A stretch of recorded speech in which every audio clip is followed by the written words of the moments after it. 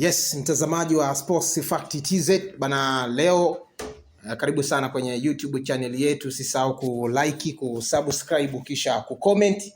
Leo tunatamani tuzungumzie kuhusiana na mchezo wa jana, Yanga dhidi ya Al Ahly, miongoni mwa mchezo ambao ulikuwa ni mgumu kwa kikosi cha Yanga, na Yanga wakipoteza kwa goli 2-0. Binafsi yangu ni mchezo ambao ulikuwa ni kipimo sahihi kwa benchi jipya la Yanga. Mwalimu Pedro Goncalves ameweza kuonyesha kitu cha ziada, kuionyesha Afrika kwamba miongoni mwa makocha ambao wana mbinu bora hususan kwenye eneo la ulinzi, lakini kilichomnyima nafasi ya kuweza kutetea mbinu yake ni pamoja pia na mapungufu kadha wa kadha ambao nitaainisha hapa, lakini tutaangazia pia ubora wa kikosi cha Al Ahly, namna ambavyo ubora wake, umakini ulikuwa kwenye maeneo gani na nini wafanye Yanga pia kuelekea kwenye mchezo wa marejeano dhidi ya Al Ahly unapigwa tarehe 30.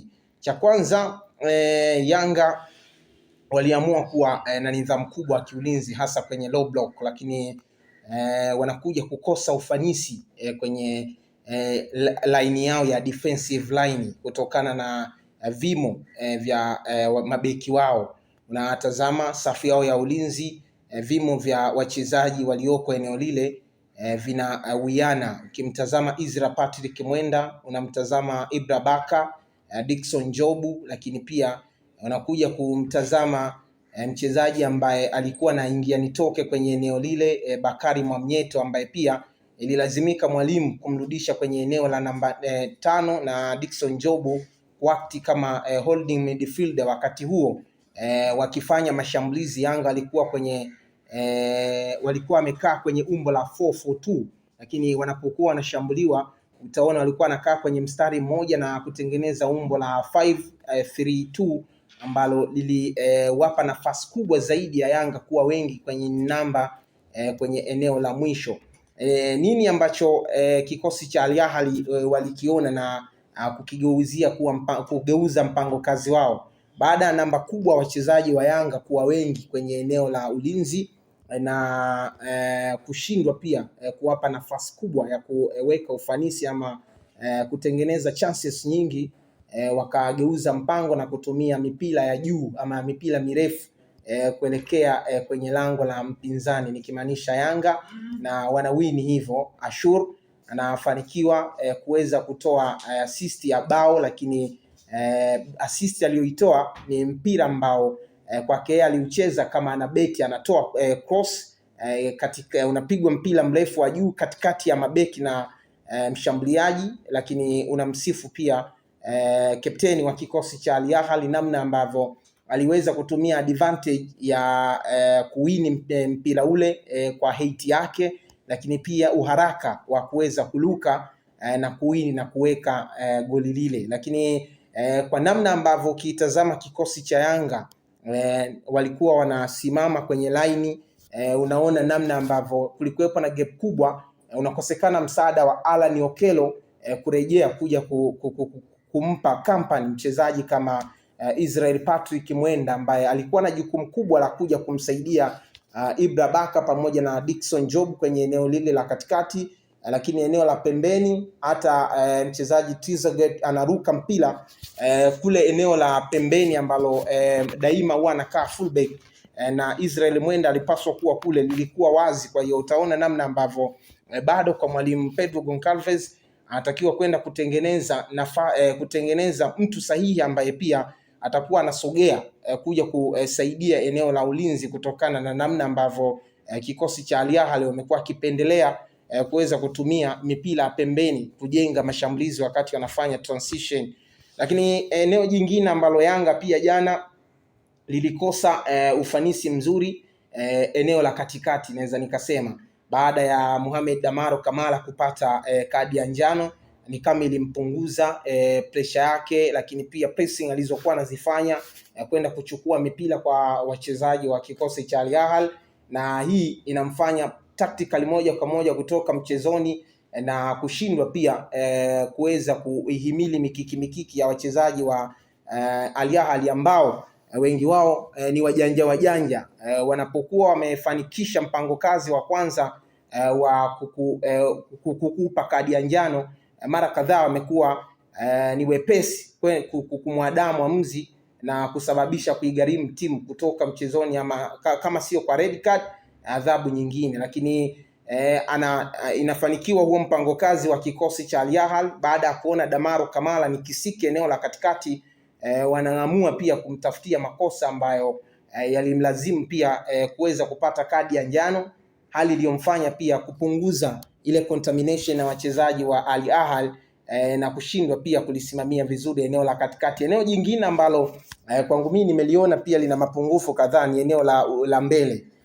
Dep na pamoja na Alan Okello kushindwa pia kufanya high pressing kuanzia kule juu, nikimaanisha ukabaji ambao Yanga angetakiwa pia kuanzia juu. Nafahamu kikosi cha Al Ahly si timu ambayo inaanzisha mashambulizi kwa mipira haraka ikiwa inafanya transition.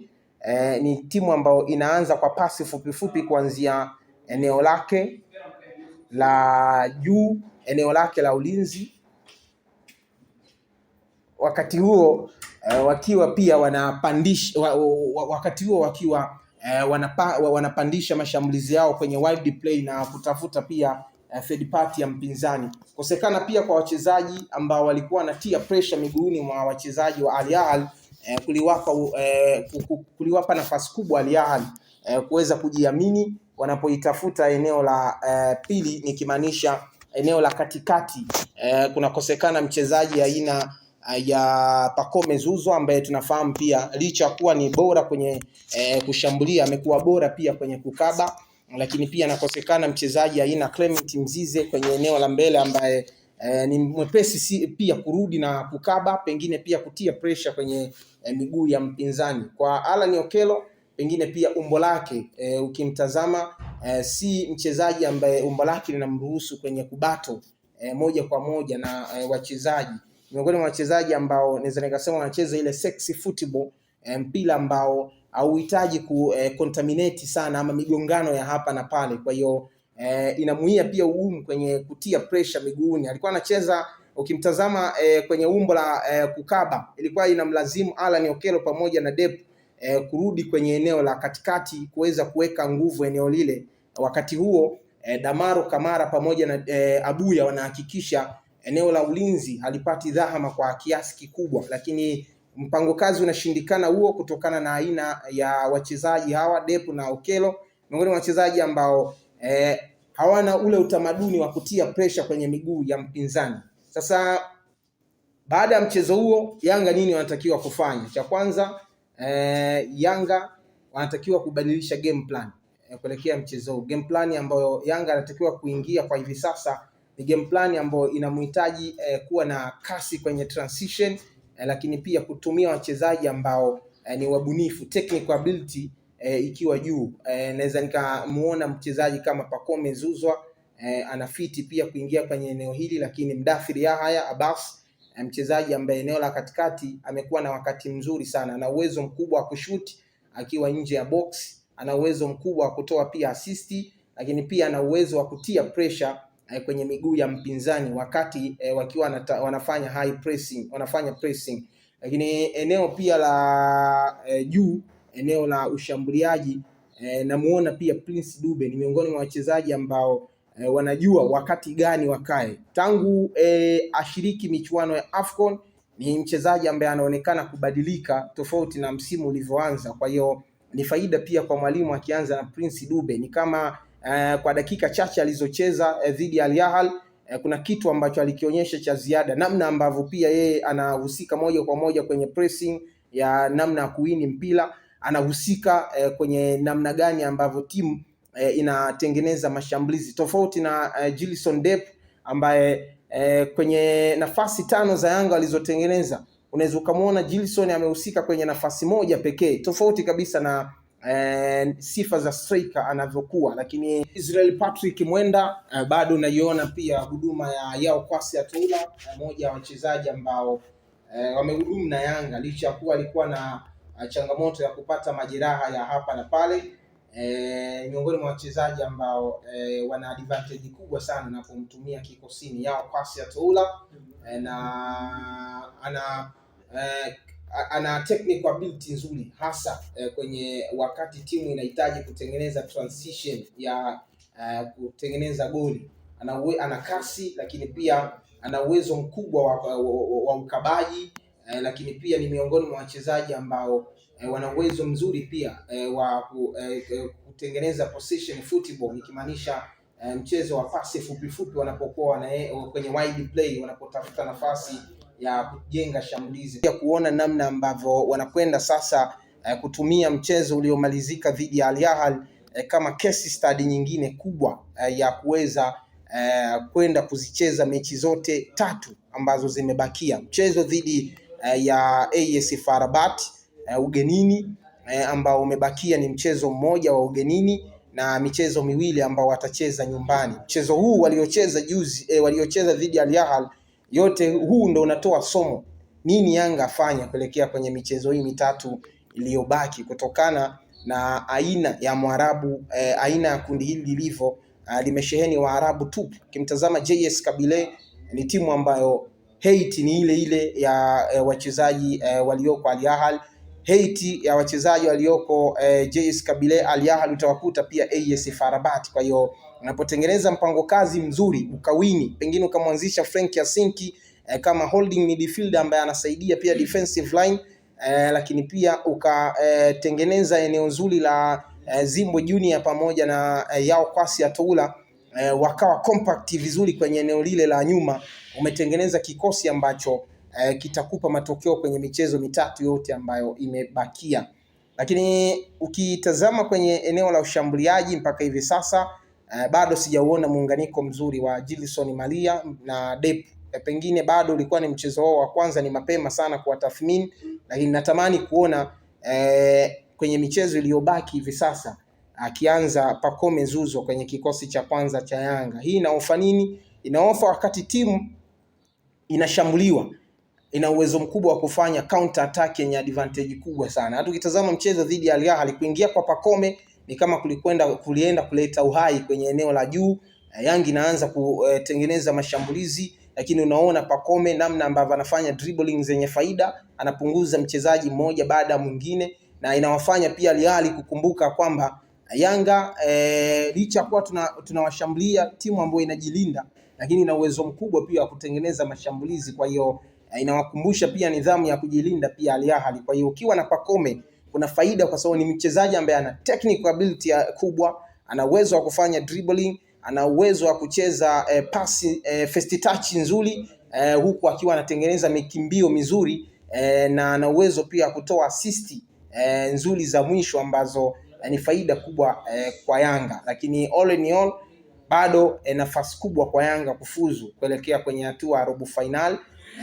Point 4 ni mtaji mkubwa sana, na kama ataweza kuwini mchezo mmoja na kusare mchezo mmoja, hata kama akapoteza mmoja, nafasi itakuwa ni kubwa sana kwa Yanga, tofauti na JS Kabylie, tofauti na AS FAR Rabat ambao vita kubwa pengine unaziachia timu hizi mbili zenyewe, JS Kabylie pamoja na AS FAR Rabat. Ushindi pekee ambao Yanga utampa thamani kubwa ya kuweza kufuzu kwenye kundi hili ni kumpiga Al Ahly New Amani Complex. Kwa nini Al Ahly? Kutokana na mahesabu yalivyo, Al Ahly kama atadondosha alama 3 mbele ya Yanga, atakuwa anahitajika kupata matokeo mbele ya AS FAR Rabat, mbele ya kikosi cha JS Kabylie, ili kujihakikishia kuliongoza ili kundi na kufuzu. Kwa hiyo kufungwa kwa Al Ahly New Amani Complex utatoa nafasi kwa vita ya Waarabu wenyewe kuchaguana pia. Lakini kama Al Ahly atapata matokeo dhidi ya Yanga, nafahamu Al Ahly ni miongoni mwa timu ambazo zinacheza kimahesabu zaidi, kisha qualify no time to waste, wanakuwa ni miongoni mwa timu ambazo zinakwenda kucheza mchezo wa kukamilisha kundi. Kwa hiyo kuna hasara pia unapomwachia Al Ahly achukue alama mapema na kuweza kuqualify, kwani uwezekano mkubwa wa kuwa anaanzisha mpaka kikosi cha pili unakuwepo kwa kiasi kikubwa. Usisahau kusubscribe, like kisha comment.